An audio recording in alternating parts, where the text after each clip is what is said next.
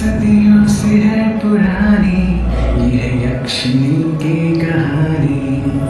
यक्षिणी एक आग है, यक्षिणी तेरा ख्वाब है।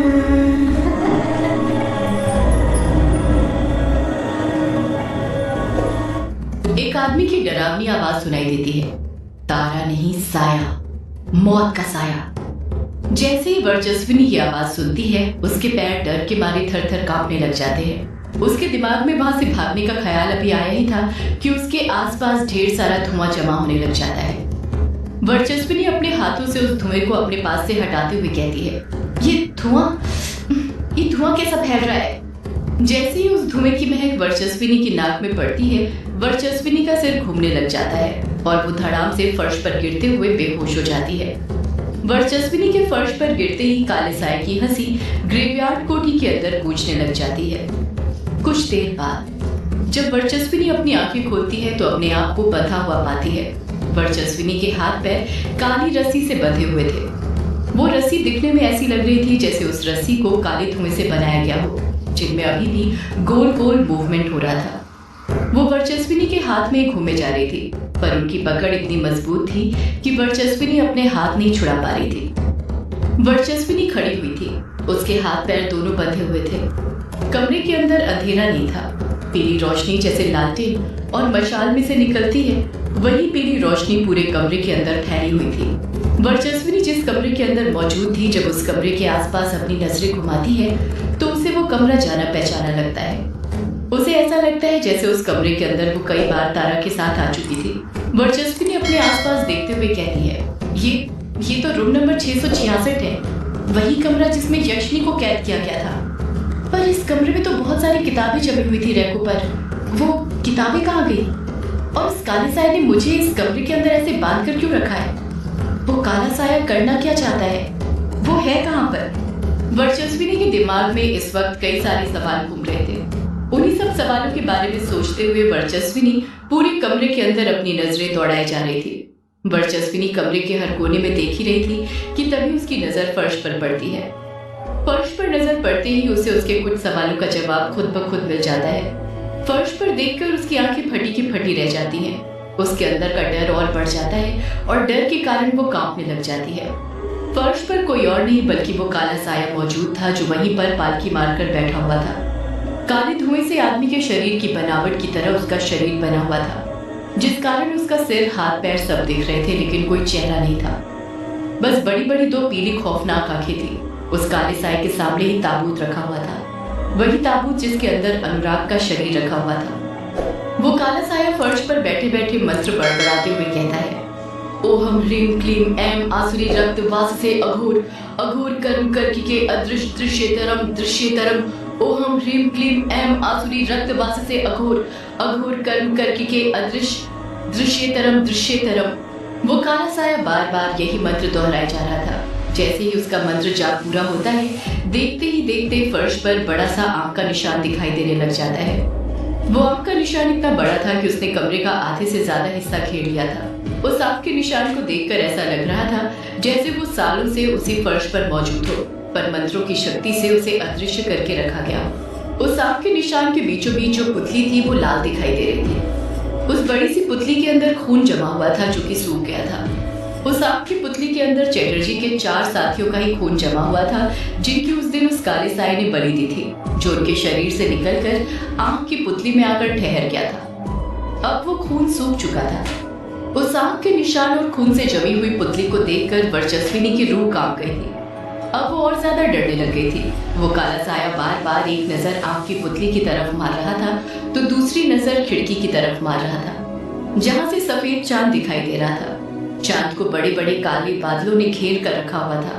वो काला साया अपना मुंह खिड़की की तरफ ही करके फर्श पर बैठा हुआ था। उस काले साए को देखकर ये बात साफ समझ आ रही थी कि वो किसी चीज का बेसब्री से इंतजार कर रहा था।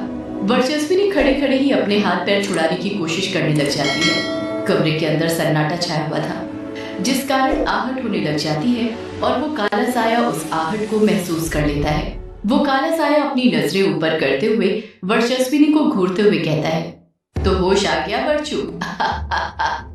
तुझे क्या लगा तू यहाँ से बचकर भाग जाएगी? मेरी नजरों से कोई नहीं बच सकता, कोई भी नहीं। मैं जब चाहूँ जिसे चाहूँ यहाँ पर बुला सकता हूँ और उसे यहाँ पर आना ही होगा। ये मेरी कहानी है, मेरी। वर्चस्विनी पलटकर कुछ नहीं कहती है, बस डरी डरी सहमी हुई सी उस काले साए को देखती रहती है।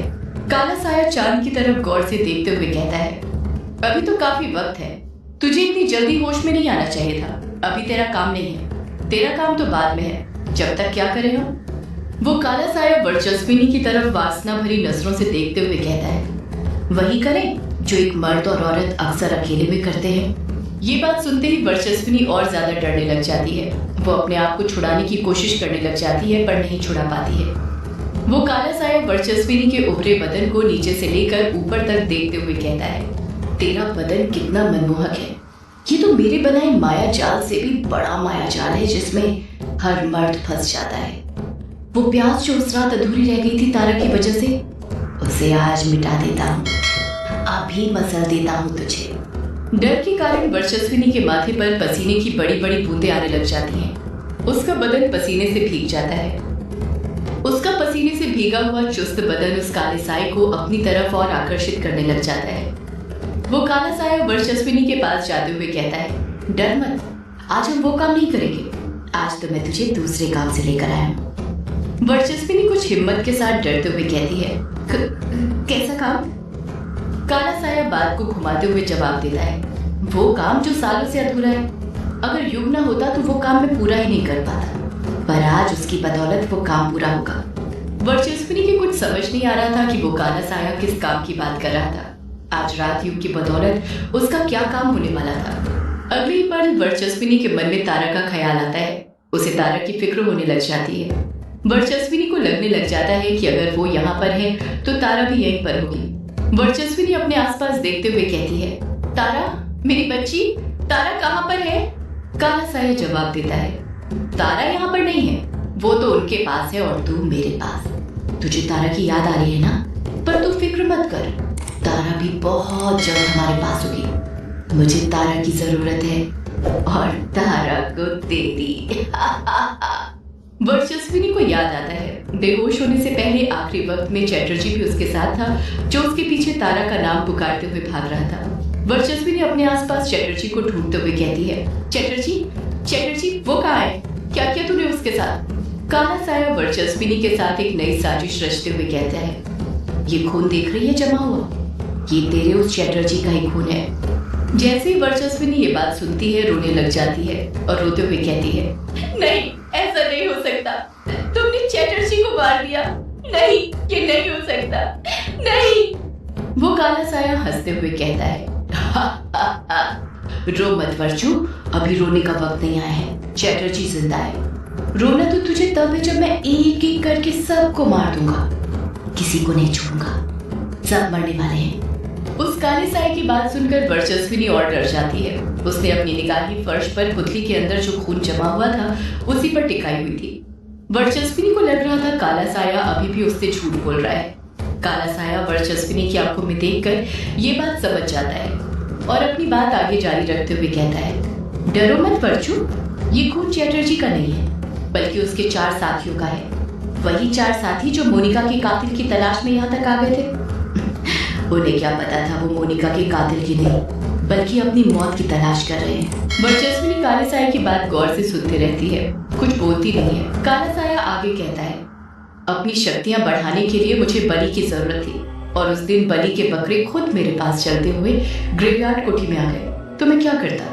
मार दिया मैंने, एक ही झटके में चैटर्जी के उन 4 साथियों, हलाल कर दिया उन्हें। मैं तो उसी वक्त चैटर्जी की भी बलि चढ़ाने वाला था, लेकिन इतना कहकर काला साया खुद चुप हो जाता है। उसकी पीली आंखों में वो पल गुजरने लग जाता है जब वो चैटर्जी को मारने वाला था पर किसी वजह से नहीं मार पाया, जिस बात का अफसोस उसे आज तक था।